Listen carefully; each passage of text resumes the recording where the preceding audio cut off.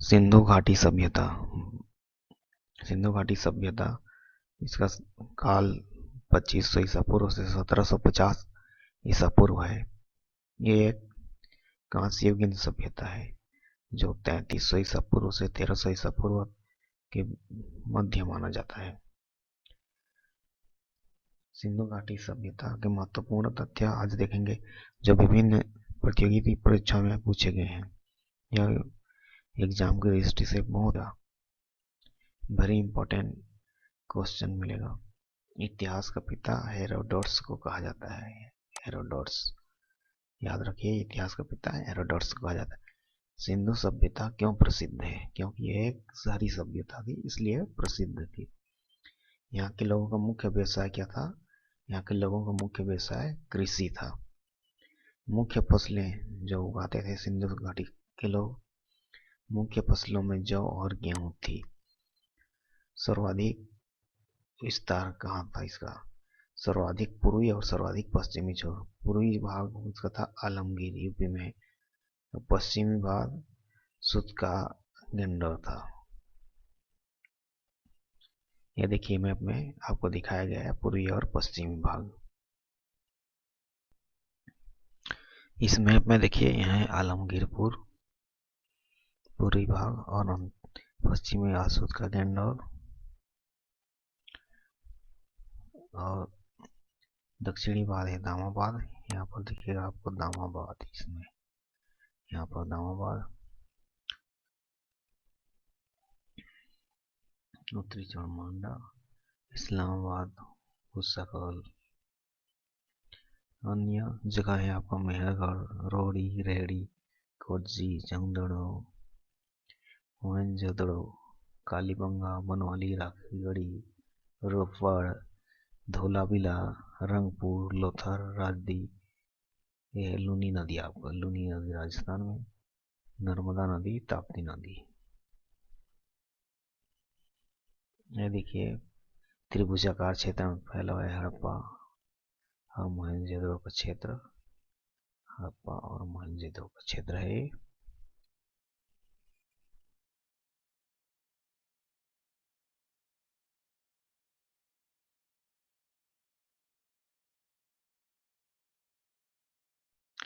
हड़प्पा या सिंधु घाटी सभ्यता का उदय ताम्रपाषाणिक पृष्ठभूमि पर भारतीय उपमहाद्वीप के पश्चिमोत्तर भाग में हुआ। इसका नाम हड़प्पा सभ्यता पड़ा क्योंकि इसका पता सबसे पहले 1921 ईस्वी में पाकिस्तान के पश्चिमी पंजाब प्रांत में स्थित हड़प्पा से चला था। याद रखिए 1921 में पाकिस्तान के पश्चिमी पंजाब प्रांत में स्थित हड़प्पा से चला था। इसका भौगोलिक क्षेत्रफल 12,99,600 वर्ग किलोमीटर। याद रखिए 12,99,600 वर्ग किलोमीटर। आकार त्रिभुजाकार तथा इसके अंतर्गत पंजाब, सिंध, बलूचिस्तान, अफगानिस्तान, गुजरात, राजस्थान, हरियाणा तथा पश्चिमी उत्तर प्रदेश के भाग आते हैं। पूर्व से पश्चिम तक 1600 किलोमीटर तथा उत्तर से दक्षिण तक 1100 किलोमीटर तक इसका विस्तार है। इसके विकास को 3 चरणों में बांटा जा सकता है। आरंभिक हड़प्पा सभ्यता 3500 से 2600 ईसा पूर्व, पूर्व विकसित सभ्यता 2600 से 1800 ईसा पूर्व, उत्तर हड़प्पा सभ्यता 1800 ईसा पूर्व से आगे। हड़प्पा सभ्यता एक कांस्य युगीन सभ्यता है। इसके आद्य इतिहास के अंतर्गत माना जाता है हड़प्पा टीले का सर्वप्रथम उल्लेख 1826 ईस्वी में चार्ल्स मैसन ने किया। याद रखिए 1826 ईस्वी में चार्ल्स मैसन ने किया। परंतु इस सभ्यता का रहस्योद्घाटन 1826 ईस्वी में कराची और लाहौर के बीच रेल पटरी बिछाने के दौरान जॉन ब्रंटन और विलियम ब्रंटन ने किया। 1922 ईस्वी में मोहनजोदड़ो की हुई खुदाई के आधार पर 1924 ईस्वी में भारतीय पुरातत्व विभाग के महानिदेशक जॉन मार्शल ने इस सभ्यता की घोषणा की। इस सभ्यता की घोषणा किसने की? 1924 में भारतीय पुरातत्व विभाग के महानिदेशक जॉन मार्शल। याद रखिए, महत्वपूर्ण चीज है।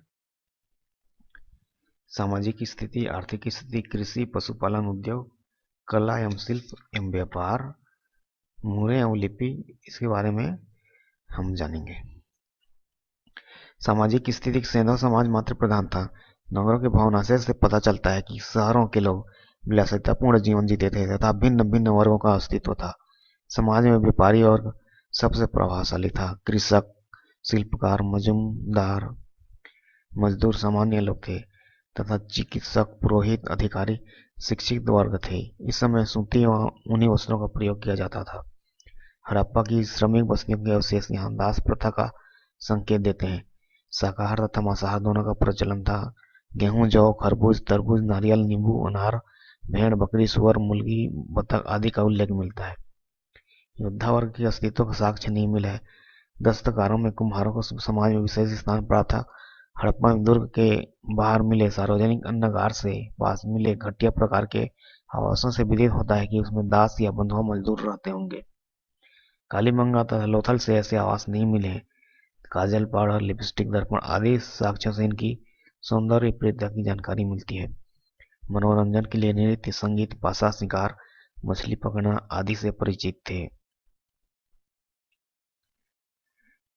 आर्थिक स्थिति। हड़प्पा अर्थव्यवस्था सिंचित कृषि, अधिशेष पशुपालन, विभिन्न दस्तकारी में दक्षता, समृद्ध आंतरिक और बाह्य व्यापार पर आधारित थी।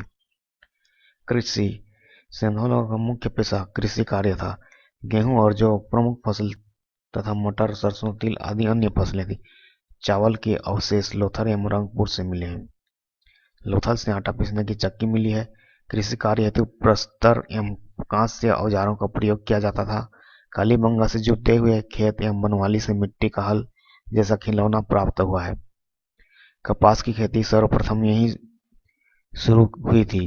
कालीबंगा से नहरों के साक्ष्य नहीं मिले। उर्वरक के प्रयोग के प्रमाण नहीं मिले। पशुपालन। पशुओं में यहाँ बैल, भैंस, गाय, बकरी, भेड़, कुत्ते, गधे, खच्चर आदि जानवर पाले जाते थे। लोथल एवं रंगपुर से घोड़े की मूर्तियां, सूर्यकोदर से घोड़े के अस्थिपंजर प्राप्त हुए,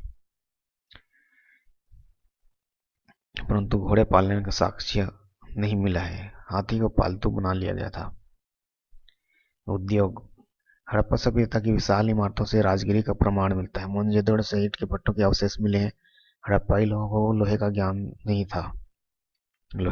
नहीं था, लेकिन वे तांबा के साथ टीन मिलाकर कांस्य बनाना जानते थे। यहाँ नाव बनाने के लिए साक्ष्य मिले हैं। धातुओं से लघु मूर्तियां बनाने के लिए मोम सांचा विधि प्रचलित था। इस सभ्यता का प्रमुख उद्योग सूती वस्त्र निर्माण था। मुद्रा निर्माण, मूर्ति निर्माण, आभूषण या मन के बनाने के साक्ष्य भी मिले हैं। बर्तन निर्माण भी अत्यंत महत्वपूर्ण व्यवसाय था।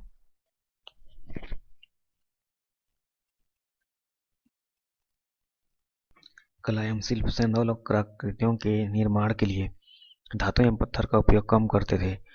सबसे प्रसिद्ध कलाकृति है मोहनजोदड़ो से प्राप्त नृत्य की मुद्रा में नग्न स्त्री की कांस्य प्रतिमा। अन्य प्रसिद्ध कलाकृतियां हैं हड़प्पा एवं चौदड़ों से प्राप्त कांस्य की गाड़ियां, मोहनजोदड़ो से प्राप्त दाढ़ी वाले सिर की पत्थर की मूर्ति संभवतः पुजारी था। स्वास्तिक चिन्ह। मोहनजोदड़ो से प्राप्त हाथी दांत पर मानव चित्र।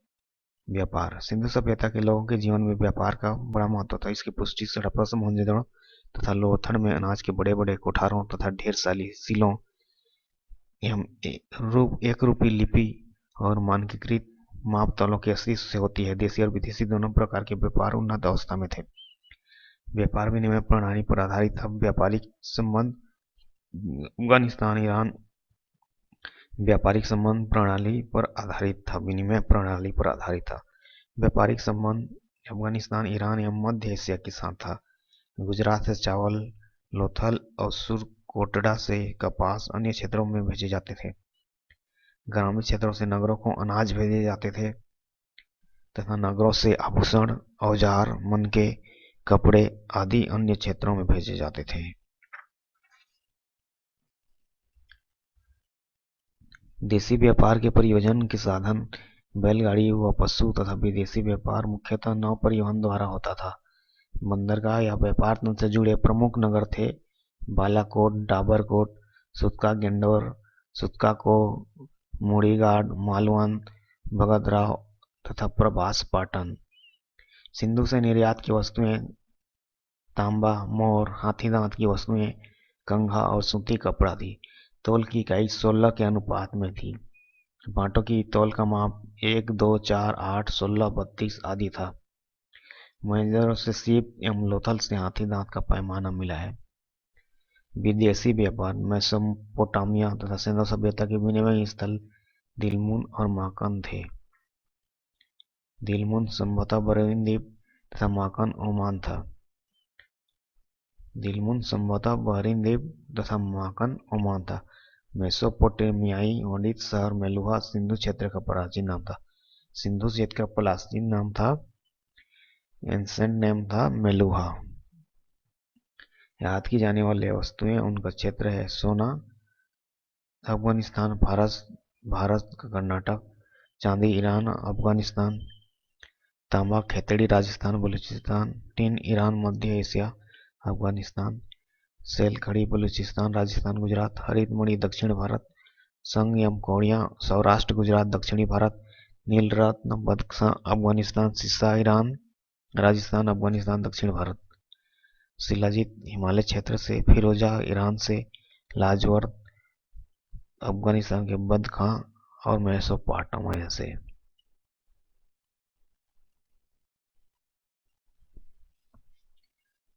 लिपि भाव चित्रात्मक है तथा प्रत्येक अक्षर किसी ध्वनि भाव या वस्तु का सूचक है।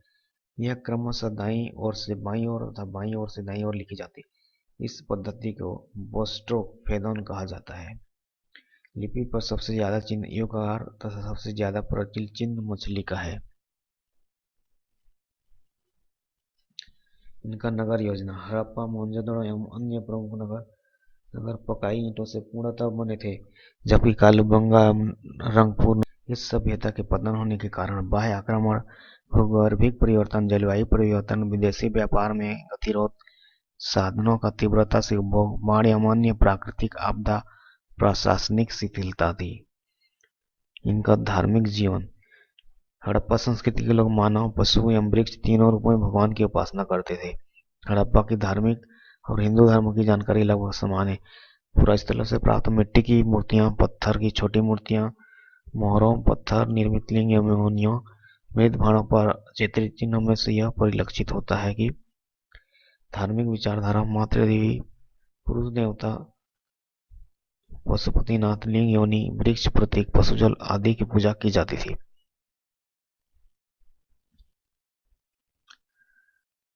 मोहनजोदड़ो का उत्खनन करता राखालदास बनर्जी और माटी पर हुए 1922 ईस्वी में खोजे थे। इनका वर्तमान स्थिति लरकाना जिला सिंध पाकिस्तान में स्थित है। सिंधु सभ्यता से सबसे महत्वपूर्ण तथ्य है, इतिहास का पिता हेरोडोटस कहा जाता है। सिंधु सभ्यता सारी सभ्यता थी। यहाँ की व्यवसाय कृषि थी। मुख्य फसलें जौ और गेहूं सर्वाधिक पूर्वी और पश्चिमी भाग थी। पूर्वी भाग आलमगीर यूपी और पश्चिमी भाग सुतकागेंडौर था।